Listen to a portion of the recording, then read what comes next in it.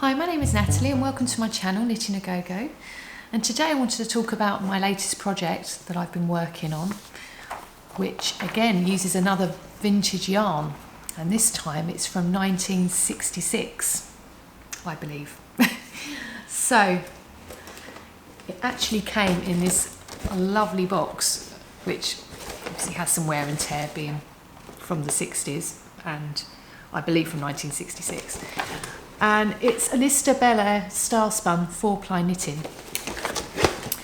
And what I really love about it is the fact that there's a lady on the front with a cutout and see-through bits here, so you can see the wool through it, and almost like she's dressed in it. So I'll show you a picture now.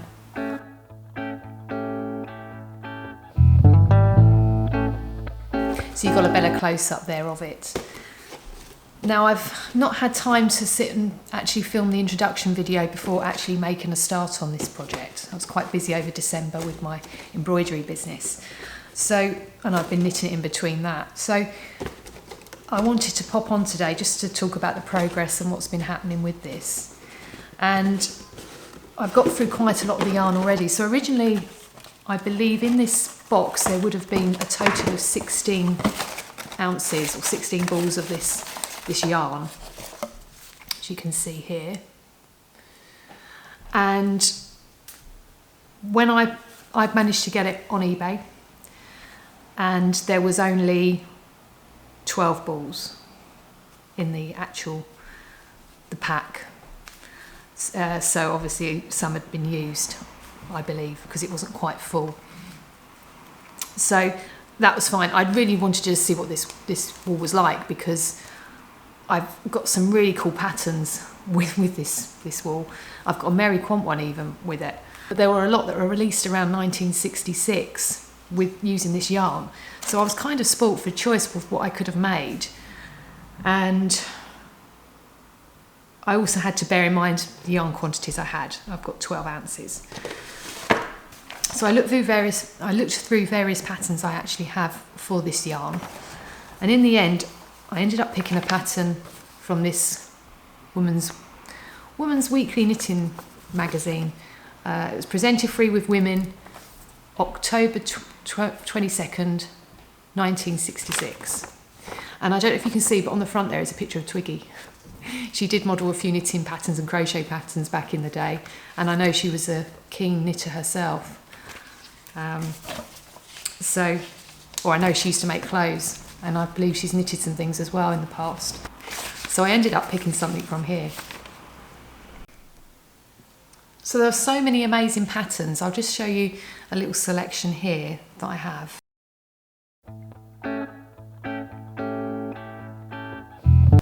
So there were lots of lovely patterns. And you might question what I chose in the end. Because like here as well, this is a beautiful like dress pattern, which is actually quite nice. But in the end, I decided, I basically wanted to choose something that I knew I'd wear a lot, especially through the winter-spring months. And also I needed to make sure I had enough sufficient yarn for it as well. So in the end, I did actually decide on this jumper. And now I know out of the patterns I've shown you, it's probably not the most exciting one I've picked. But it's got this cool little belt detail here and this lovely, unusual sort of collar design. And I like the length of it as well. I can wear that with a lot of trousers and things. And I just thought it would look really good. And I just thought it would be something that I would wear a lot. And since I'm, you know, making time to make these things, it needs to be something I am going to wear and that I use. Otherwise, you know, it's a lot of time spent on something. And I know in my daily week that would be something I love the sparkle of the yarn, and it would just brighten up, you know, it would just brighten up an outfit that I'm wearing. So when I initially looked at this yarn, I did think it felt I thought the metallic element in it would be slightly scratchy.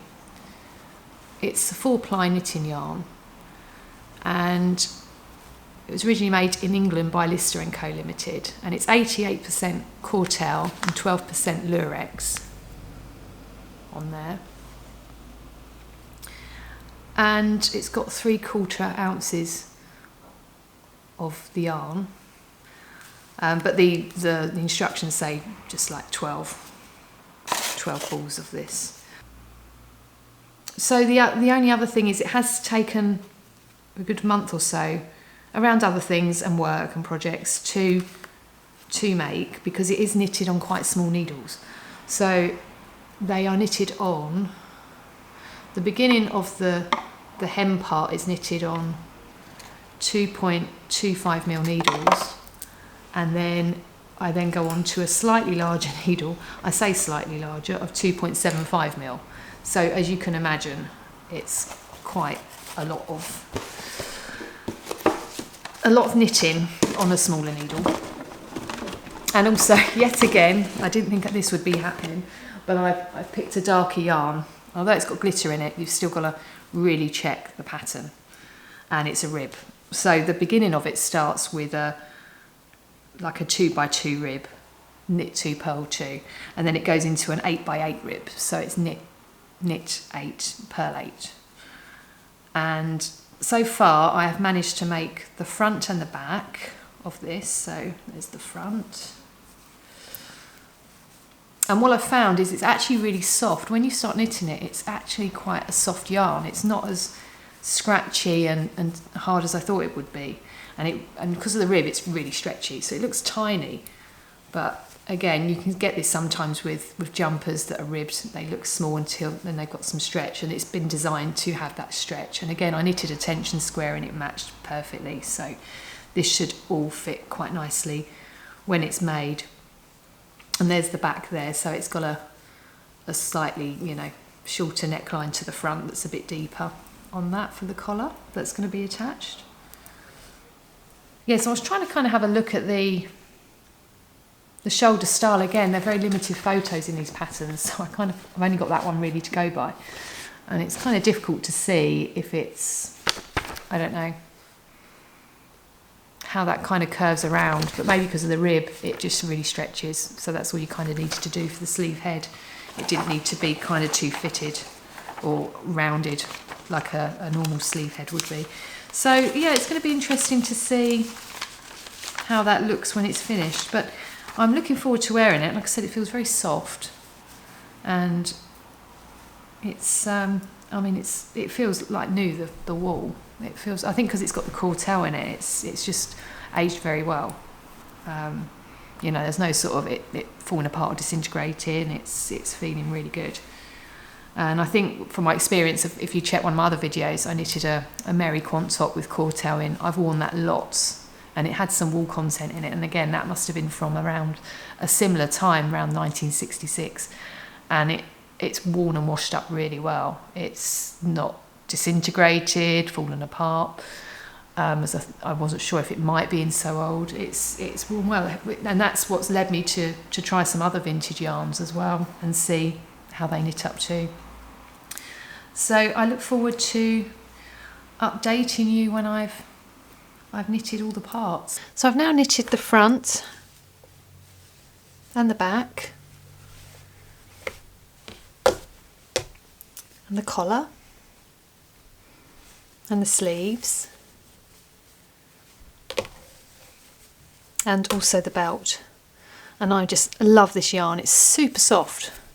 I thought with all the glitter in, as I said in the introduction of this video, it might be a bit hard, but it's not feeling like that at all. It's not feeling tough or scratchy. It's really, really soft.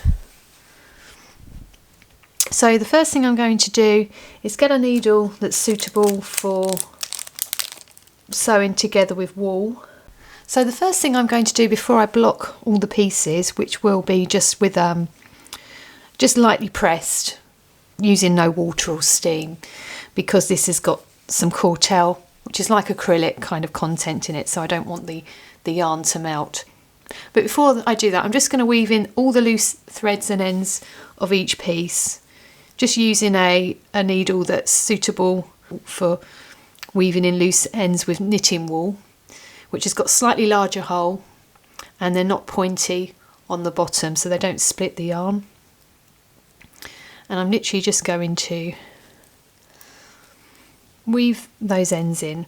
So on the belt here, I'm just going to weave it into some of the side stitches, and I'm just going to gently pull that through, and then I'm just going to stretch that out so it sits evenly and it's not puckering. If you was to pull it in, it would really pucker. So you're just going to pull that out, and then I'm just going to snip off the excess yarn there, and I'm just going to continue to do that with every knitted piece where there's a loose end from where I cast off or cast on the stitches.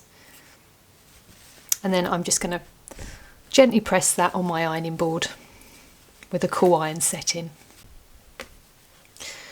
So once I've blocked the different parts of the top, the first thing the instructions tell me to do is to join the shoulder seams. So here's one I've already done here, and I've used a mattress stitch on that one there.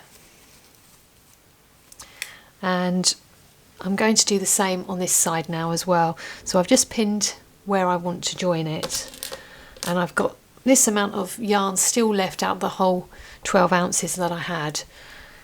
So I think there will be sufficient there to be able to sew or seam the whole top together, or the whole jumper together. So I've cut off a piece here that I'm now going to thread and do a mattress stitch on here. So I'm going to start at the outer edge of these shoulders. I find that's the best way to start these. I'm just going to remove the first pin of that, and I'm just going to join in or weave in. I don't tie a knot at the beginning so it's not as bulky, so I just weave in on the wrong side of the work, just near the shoulder edge.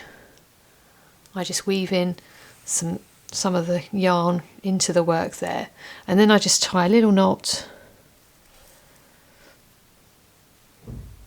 near where I'm going to start at the begin of the shoulder here, just to make it less bulky. And then doing mattress stitch, I'm just going to join it here and sew this each side.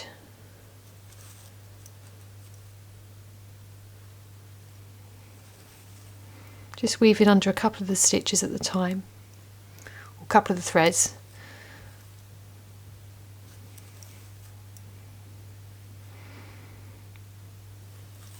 And then you just work in mattress stitch right through to the end here. And then once you get to the end of where the shoulder seam is that you've joined, you're just going to tie in a knot underneath, and just knot that one more time to secure it.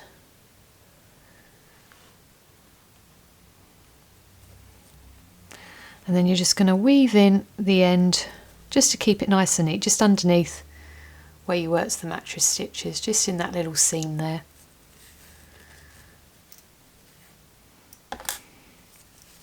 And you're just going to snip off the excess yarn.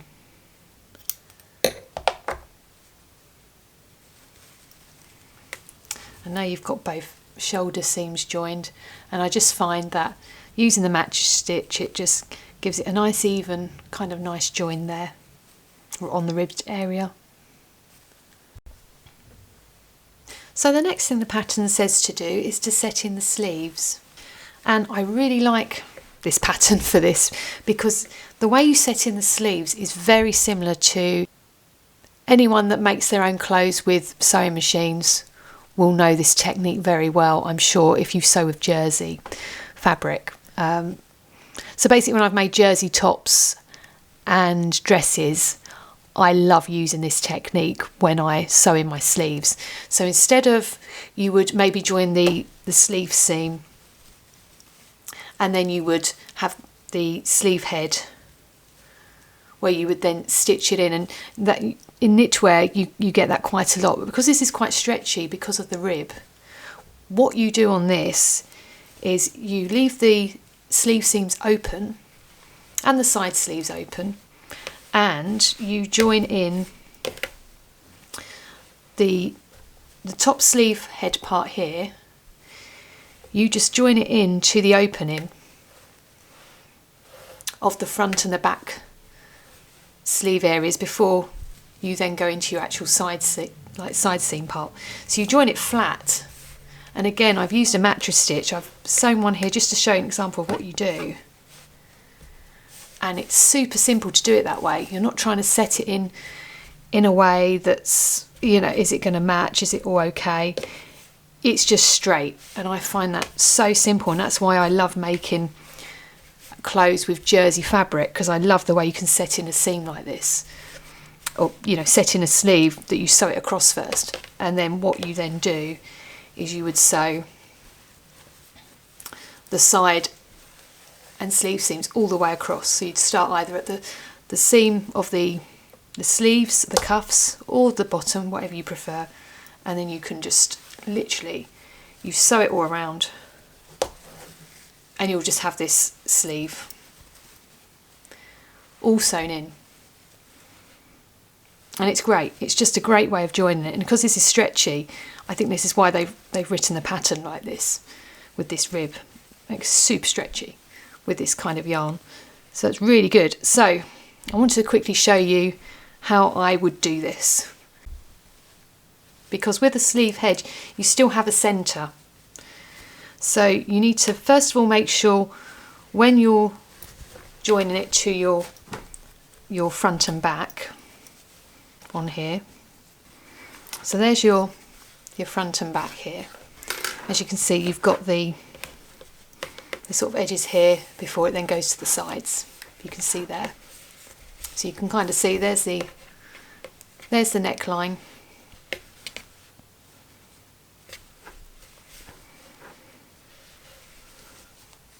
And then your front and back here.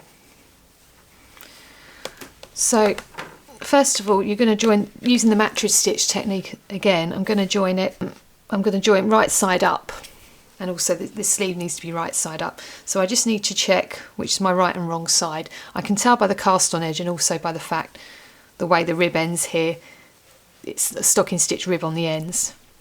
So what I first need to do, I want to match my shoulder seam to the centre of this head.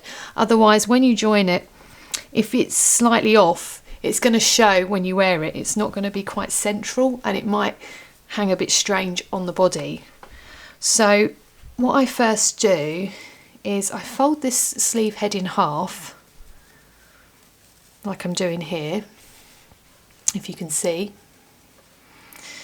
And once I've got the halfway point, in the middle of it, I just get a pin, and it's quite easy on this because you can just literally see half of the rib pattern here.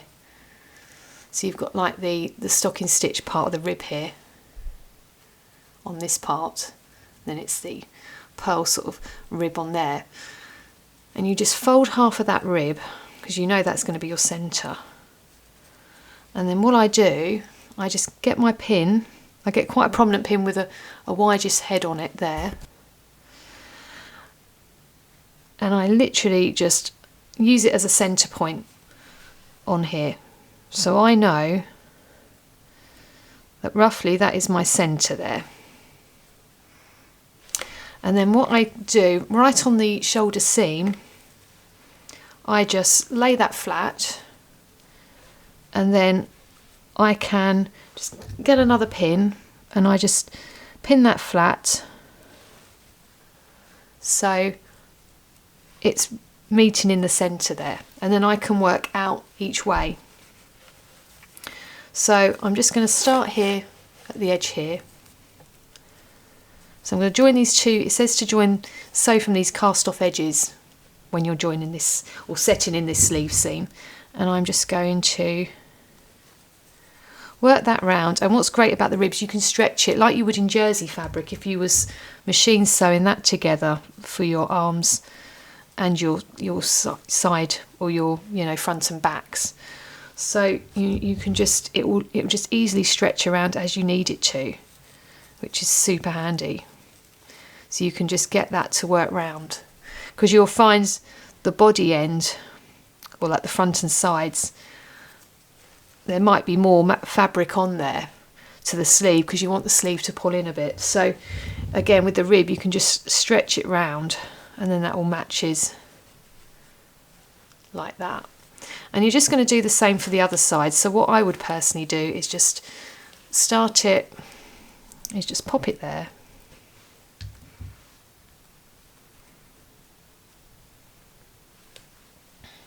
And then literally, again, I've got that end finished already, so then I can just stretch this out so it's all set in and it matches. So there's enough fabric to go around there.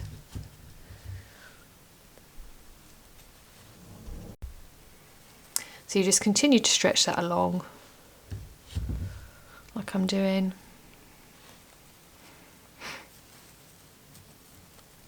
Like I said, it's super simple doing it this way. You're not having to sew around the sides and make sure they all match. You just spread it out flat and it's good to go. It's a brilliant way of sewing in ribbed sleeves to your front and sides.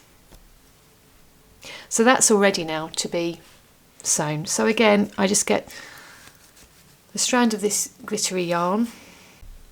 So I just join the yarn to my needle. And again, I don't knot the bottom of it. I just literally start at one side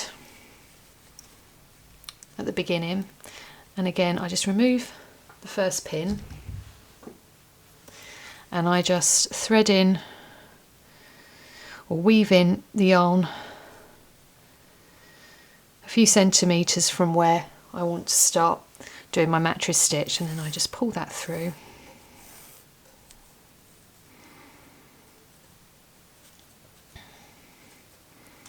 And I just tie a little knot here.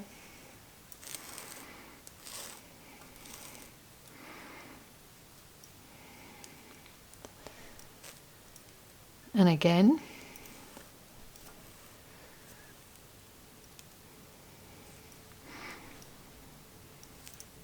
And then I just join the two edges.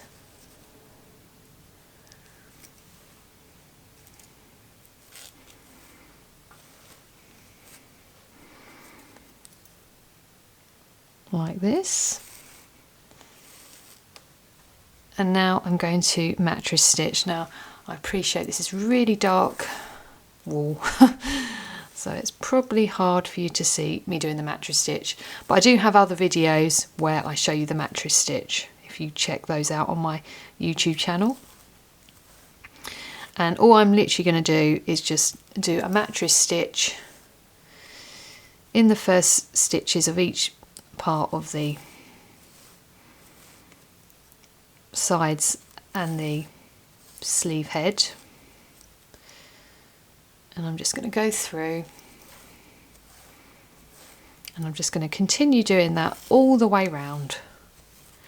So all the way round, just joining that through to here, making sure my centre part is where I need it to be, of the sleeve head and the shoulder seams. And I'm just going to join that all the way around to the end. So I've now sewn the sleeve heads in. I feel like I'm getting so close to the finish line now. It's quite exciting. So I'm really looking forward to trying this on. So I've next got to sew the side seams and the sleeve seams, as I explained earlier. So all I'm going to do now is literally just pin these up the sides. So I'm going to start with my mattress seam or stitch here. So I'm just going to get some pins and I'm just going to start here and pin it along. And luckily I've still got enough of this to be able to seam it with, which is really good. So I'm going to do that, pin it along there, make sure I match the seams here where the join of the sleeve head to the body areas are, to the front and back. And then I'm going to pin along here, and I'm literally just going to pin right to the end and sew right to the cuff, all in one piece. Because the way I've sewn in the sleeve heads, it means I can sew it this way and just sew all the way along as it says on the instructions. So I'm just going to do that now. So the next thing I need to do, once I've joined all the body together and sleeves of the jumper is I need to sew the collar together. So first of all, I've got to join this back seam here. Again, I'm going to do this using a mattress stitch. So I'm just initially going to pin it.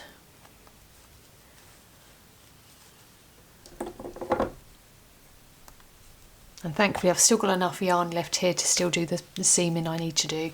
So I'm just going to do that, and I'm just going to mattress stitch along this edge here just to make this round.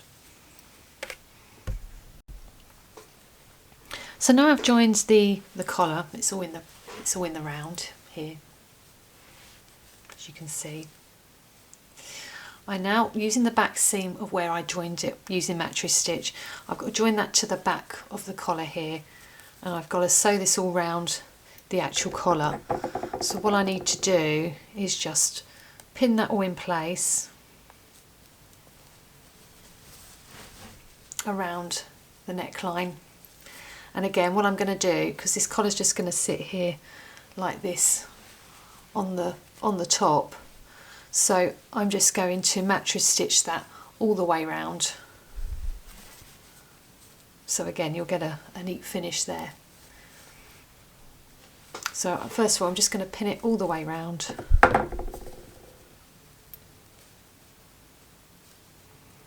Like I'm doing here.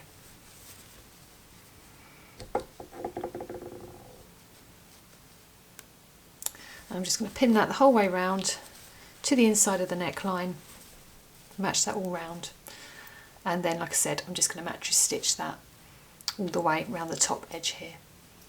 So I've now attached the collar.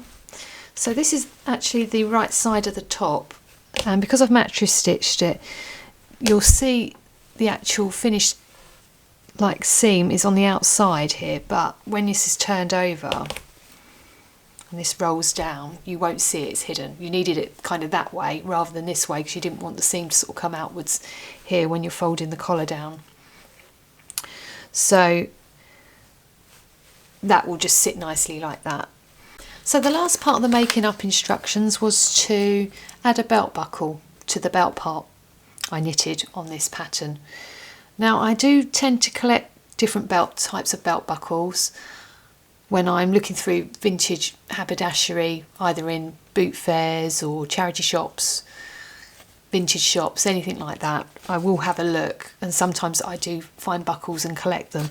So this was quite a thin strap, so I found one belt buckle that I really liked that I thought would be quite effective with it, because it's quite thin, and it was this one. So it's this really cool like metal one here, and I thought that would look really good with the jumper. So I've decided to use that. It's quite lightweight, it's not very heavy, it's very thin. So again, it's just a salvage buckle from whatever it's previously used for. But like I said, I thought it looked quite nice with this jumper, especially with the glitter. It's got like silver glitter in it, and this is silver. So I thought that would look really good. So what I'm going to do is sew a mattress stitch. I've measured, so what I've done, I've measured 5 centimetres, like I folded over. I've tucked it in, it fits just a nice width. And I've measured 5 centimetres of this band kind of in there. I've tried it on quickly just to check it fits with my waist measurements, how I want it to sit on the jumper, and I'm happy with that measurement and that length. So it's 5 centimetres each way, so a deduction of 10 centimetres on the belt, and then that's obviously going to clasp together on there. So what I'm going to do now is just mattress stitch these edges, and I'm going to start on the inner edge, and then I'm just going to whip stitch over this part and then mattress stitch over here as well. So I'm just going to finish those now. And here is the final reveal of the jumper.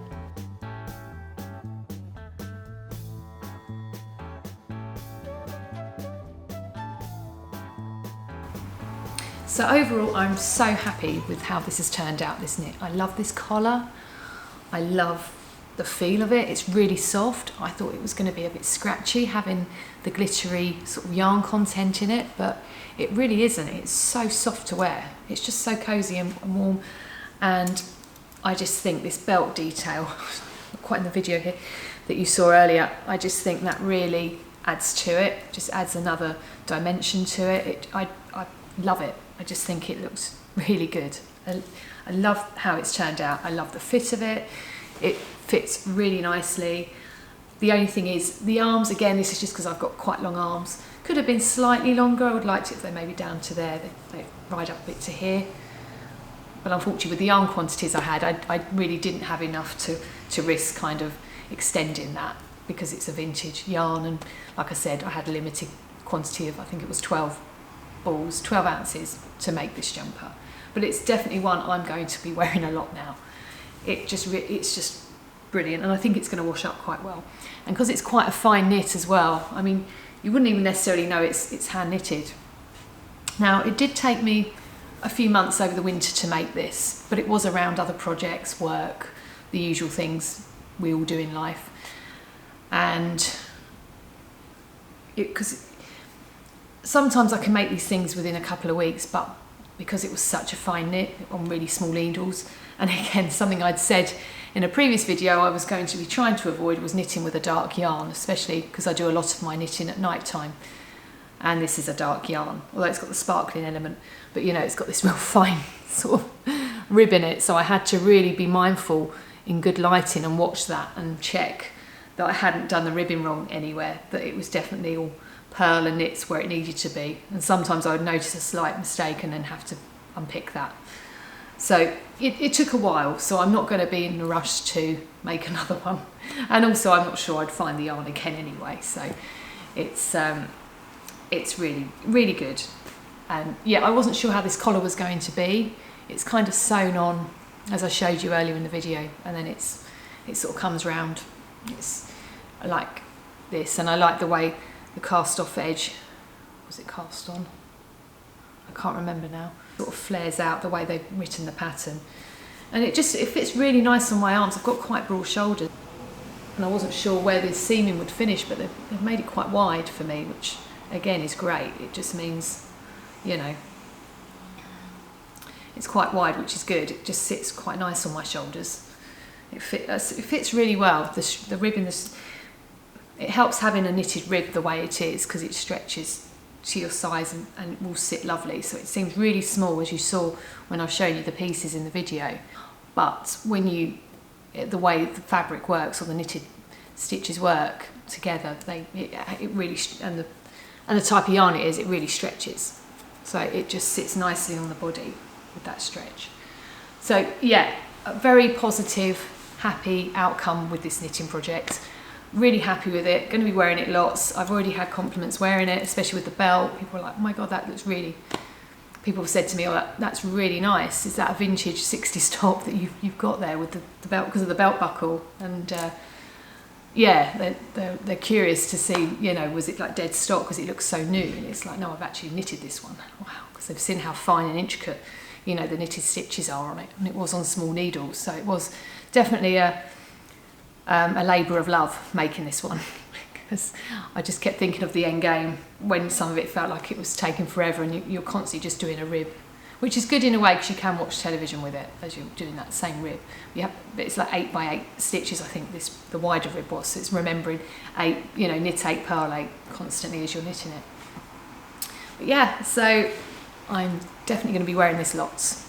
So thank you for watching this video, and if you'd like to see some more videos where I knit vintage knitting patterns from the 1960s and 70s, I do have some already uploaded on the channel. I do plan to be sharing some more, so if you'd like to subscribe to the channel, you'll be first to know when they're uploaded. And once again, thank you for watching.